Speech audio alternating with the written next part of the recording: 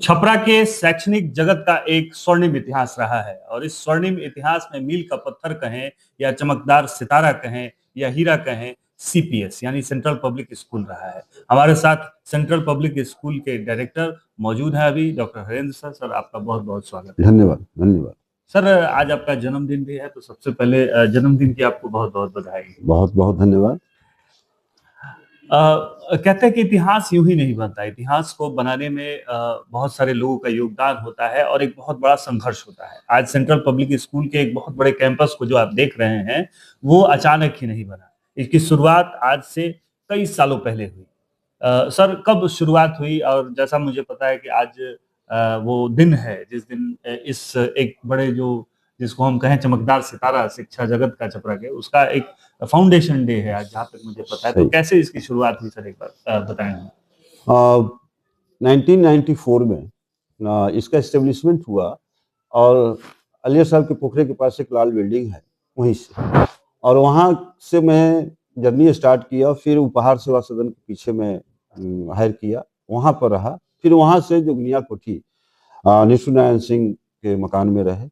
ये चौथी जगह अपना जगह विद्यालय का हुआ। इसमें काफी संघर्ष आए, क्योंकि हमारे बैकग्राउंड में नहीं तो कोई पॉलिटिकल थे और नहीं तो कोई इकोनॉमिकल थे और नहीं तो फिर कोई एजुकेशनल थे। लेकिन मैं यह जरूर जानता था कि यदि लेबर ऑफिसर का मैं प्रोजेक्ट ट्रेनिंग करके नौकरी छोड़ी, इसके पीछे कारण था कि मैं एक लीक ऐसा बनाऊं जो समाज के लिए एक आइकन बने। और उसी रास्ते पर मैं चला और चलते आज तक मैं रहा। और मैं नहीं जानता कि कितने दिनों से कहाँ तक क्या उपलब्धि मिली। मैं यही जानता हूँ कि निरंतर मैं अपने कार्यों का निष्पादन करता हूँ और ईमानदारी से करता हूँ। यदि स्कूल पर नहीं भी रहता हूँ तो मेरी एक प्लानिंग होती है, जो हमारे एब्सेंटी में भी काम यहाँ पर होते रहता है। एक शायरी है कि तिनका तिनका बचाया, हर चाह को दबाया, तब जाके एक छोटा सा आशियाना बनाया। सर ने एक बहुत बड़ा ही एक क्या कहें छपरा जगत को, एक छपरा के शिक्षा जगत को एक अभूतपूर्व उदाहरण दिया है मेहनत का और परिश्रम का। सर, जब सपना साकार होता है, जब आदमी परिश्रम करता है, कहते हैं कि देवताओं ने जब समुद्र मंथन किया और जब अमृत प्राप्त हुआ तो उनकी आंखों से आंसू उत्पन्न हुआ। तो निश्चित रूप से देवताओं के लिए भी परिश्रम का बहुत महत्व है। तो जब आपने परिश्रम किया, मेहनत की, और ये जो सपना आज हम देख रहे हैं जो साकार हुआ है, कैसा लगता है? सच बताया जाए कि वही सही बात है कि जब अच्छाई कहीं आती है या उसका फीडबैक समाज से आता है तो आंख आंसू भर जाते हैं। लेकिन यह व्यक्तिगत नहीं होता है, यह सामाजिक एक परिवेश होता है और सामूहिक प्रयास होता है। मैं एक लेबर ऑफिसर की कोर्स करने का एक मुझे बहुत बड़ी तजुर्बा हुई कि अकेले मैं कुछ नहीं कर सकता जब तक सामूहिक प्रयास नहीं हुआ। यही वजह है कि आज मैंने यदि कुछ पढ़ा तो मैंने उसको इम्प्लीमेंट किया और धरती पर उतारने का प्रयास किया, व्यवहारिक जीवन में प्रयास किया। और सच कहा जाए, मुझे नहीं लगता है कि मुझे क्या करना था और क्या करना। मैं एक ही बात जानता था कि मैं जिस फील्ड में जा रहा हूँ, क्योंकि आने वाले जहाँ से मैं चला वहाँ के लोग हमको समझाए कि एजुकेशन जो है बहुत ही पाक साफ ये प्रक्रिया है, और आप वहाँ तक कितना सफल होंगे मैं नहीं जानता, लेकिन आपको तो एकदम हीट होकर के जो स्टील का रड होता है वैसे आपको बनना पड़ेगा। मैंने उस चैलेंज को स्वीकार किया और कहा कि मैं जानबूझकर इस फील्ड को अडॉप्ट कर रहा हूँ। ये बाई चांस नहीं हुआ है, यह बाई चॉइस हुआ है। और चॉइस होने के नाते हर चैलेंज को मैंने स्वीकार किया और चलते आया। बहुत सारी परेशानियां आई और आज भी मैं चलने का प्रयास उन लोगों के साथ करता हूं जो समाज के आइकन हैं, समाज में उनकी एक पहचान है, और अपने आदर्श को मैं हमेशा मेंटेन करने का, कि हम यदि आ करके बच्चों के बीच में खड़े होते हैं तो बच्चे हमसे सीखे जो हम अपने गुरुवर से सीखे हैं। हमारे भी जीवन में, हर लोगों के जीवन में कोई ना कोई एक शिक्षक होते हैं जिनको वो एडॉप्ट कर लेते हैं, तो कहीं ना कहीं अच्छाई उनकी दिखती है। उसी तरह मेरे भी जीवन में कुछ शिक्षक आए जिनकी अच्छाई को जो आज भी हमारे दिल और दिमाग पे हैं, हम भी अपने आप को ऐसा करने का प्रयास किए। मैं नहीं जानता कि कितना मैं सफल हूँ, लेकिन जब लोग कहते हैं कि नहीं आप सफलता और अच्छे काम कर रहे हैं तो आंसू आंख में आ जाते हैं।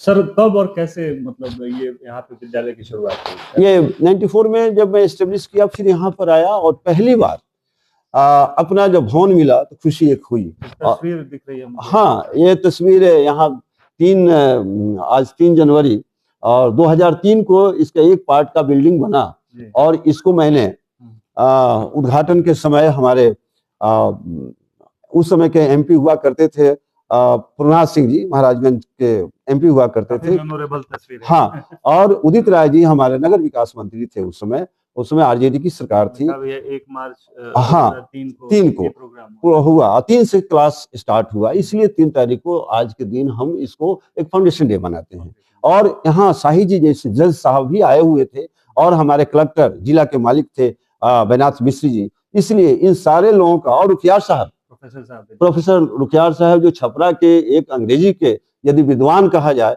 तो ये थे।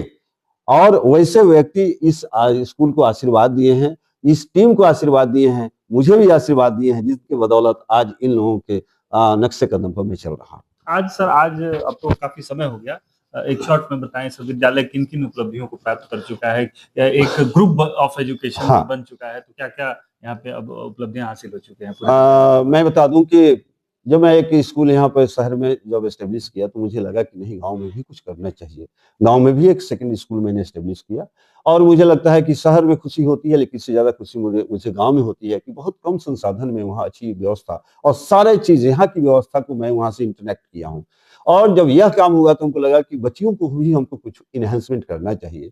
तो यहाँ पर प्रत्येक वर्ष 101 बच्चियों को फ्री एडमिशन लेता हूँ, और गांव वाले स्कूल पर भी 51 बच्चियों को एडमिशन लेता हूँ। फिर उसके बाद हुआ कि भाई हमारे जो सैनिक है, जो इतने तपती धूप हो या सर्द भरी महीने हो या बरसात के दिनों में यदि बॉर्डर और हमारी देश की रक्षा करते हैं, उनके परिजन यदि आते हैं या उनमें किसी तरह के दुर्घटना हो जाती है तो उनको भी मुझे सहयोग करना चाहिए। मैंने यहाँ पर एक प्रोसीजर कर दिया कि वैसे बच्चे जो कोई घटना घटित हो जाती है तो उन बच्चों को जहां तक मेरे विद्यालय यानी +2 तक मैं फ्री में पढ़ाऊं, फ्री ट्यूशन फ्री में पढ़ाऊं, और यदि बाहर भी पढ़ना चाहते हैं तो हमारी जहां तक पहुंच होती है वहां तक मदद करने का मैं प्रयास करता हूं।